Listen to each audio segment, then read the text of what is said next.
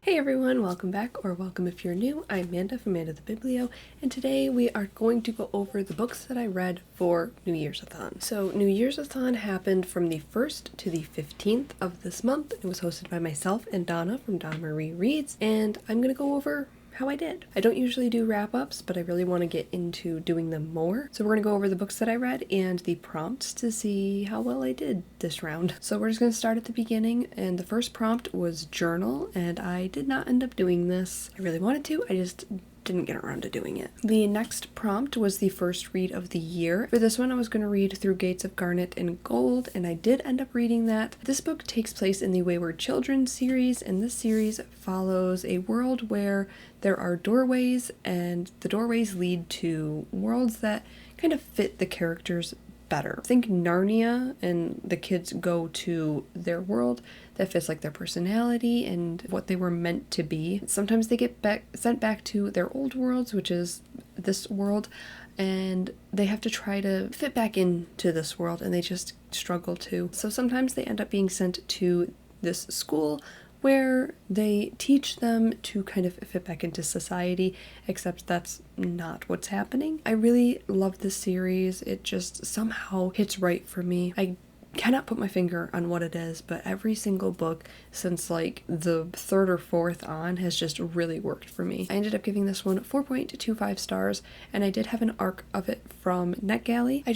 I had such a good time with this book. I always have fun with the Wayward Children's books, and I can't wait for next year's. Sorry, my heater kicked on and I'm not turning it off because it's chilly. So moving on, the next prompt was Cozy Reading Night. There were a ton of nights throughout these couple weeks that I just laid in bed, snuggled up with the baby, and I read. So I definitely finished that one. The next prompt was a book you didn't get to in 2025, and for this one I was going to read The Enchanted Greenhouse, but instead I ended up reading Go Luck Yourself. This was another book that I had an arc of that I got through Macmillan Audio. This is the second book in, I think it's the Royals and Romance series by this author. This one follows the Spare Prince of Christmas and the Crown Prince of St. Patrick's Day, and it's kind of an enemies to lovers type situation, and it just is a ton of fun. The Prince from Christmas ends up causing issues. He ends up going to the land of St. Patrick's Day, trying to kind of make up for the mistake that he made, and chaos ensues. There is something about these books that just hit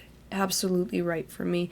The author just writes it in a way that works perfect for me. I have loved all of their most recent books, and I cannot wait for more. I'm so excited. This one I ended up giving 4.5 stars, and like I said, I'm really looking forward to more. The next prompt is Winter Hopeful Read, and for this one I planned to read Blue Flag Volume 5, which I did end up reading. This is a manga series about, it's a whole jumbled mess. That's really the only way I can explain it.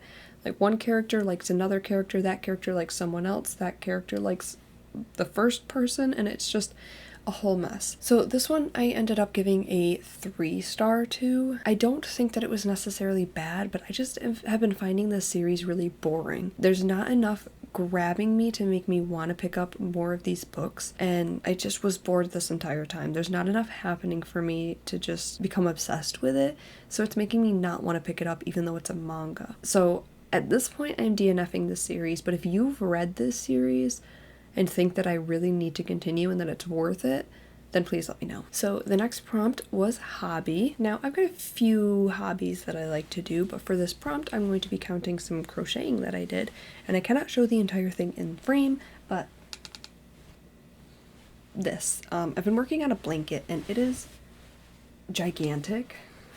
I'm making it to fit my queen size bed, and it's huge. This is not the colorway that I'm using, but like this is the yarn that I'm using, and this thing is gigantic, and I'm on the second skein for that blanket. That other colorway I'm going to use to make some blankets for my 2 youngest kids' car seats, just blankets that they can kind of cover up with while they're in their car seat. But I would definitely say that I completed this prompt. I also gamed and did some other stuff, so I covered this prompt just fine. So the next prompt was book you own but haven't touched, and for this I was going to read Spin the Dawn, but I did not end up getting to it, and I did not get to a book that would work. The next prompt was self-care day or weekend, and I fulfilled this wonderfully. I was sick for the last bit of the readathon, so I had quite a few days where I just kind of curled up in this chair and I was watching anime. So I ended up starting and finishing Yuri on Ice, and I finished that in a day. I was obsessed. I need season 2,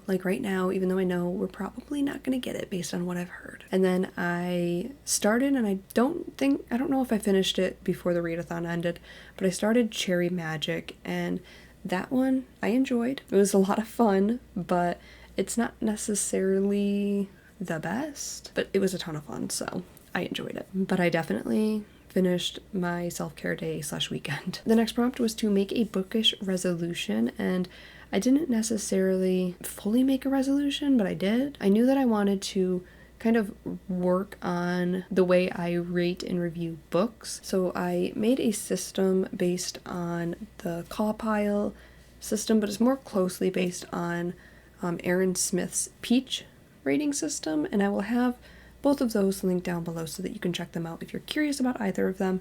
But I kind of based it on that idea with my own letters and categories. So I definitely count that as done, because it is a resolution of mine to kind of work on how I'm rating and reviewing books. So the next prompt was to read a book that you've been debating unhauling, and for that I was going to read Sisters of the Snake, and I got 50 pages into this and ended up DNFing it, so it is getting unhauled. Honestly, I can't tell you what this is about. I don't know. I only got 50 pages in. I would not say that this is a bad book. It's just that I have not been enjoying young adult as much anymore, and this is a young adult, so I just found that I just wasn't caring about what was going on, and I would recommend this if it sounds interesting to you. Give it a chance, but for me, I just didn't really care. The next prompt was to tidy up your space, and I definitely did that.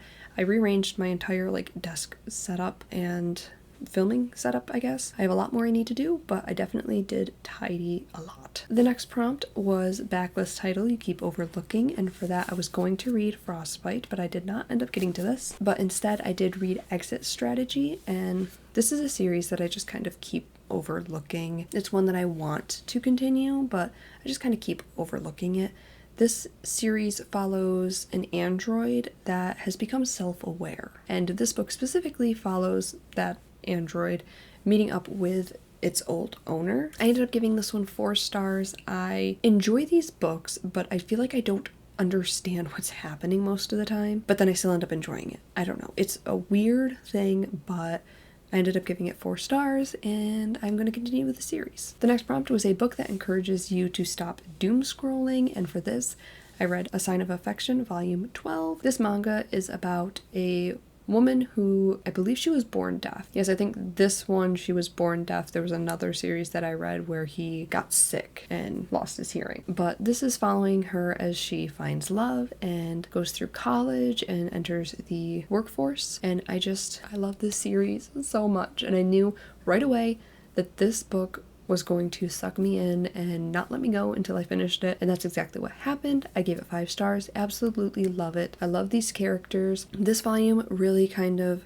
felt like it was leading up to the end and that things are starting to wrap up, which means the series is going to end soon, and I'm heartbroken about it, but I'm going to be so happy to see them all get their happy ending because I know that they will. The next prompt was Hot Drink and Blanket, and for this one, every morning I come out here, I have a hot cocoa, cover up with a blanket, and just chill. So I definitely did that. The second to last prompt was Free, Borrowed, or Gifted. For this one, I was going to read Insomniacs After School, Volume 2, and I did read it. This series is about 2 high school students who both are fighting insomnia, and they end up stumbling across an observatory at their school. They use that room to rest after fighting sleep the entire night. They discover that the other one knows about this room, and they end up trying to bring back the astronomy club. And this manga I am really enjoying. I am having a lot of fun with it. This volume really got into the technicalities of photography, which I thought was really interesting and really kind of set it apart from other high school romance manga, which I'm pretty sure this is going to be a romance. We'll see. But I'm having a lot of fun with it, and I'm excited to continue. I do plan to finish the series, or catch up on the series, throughout the rest of the month, so we'll see. But I did only read volume 2 during New Year's-a-thon, so alas. And the last prompt is to read for 30 minutes, which my lowest amount of reading time for one day throughout the readathon was about 25 minutes, so I definitely hit that. And my highest was actually 6.5 hours in one day, which is astonishing to me, but I got a lot of reading done that day, I guess. So I definitely finished that. So that means that there were 2 prompts that I did not finish. I did not have to double up.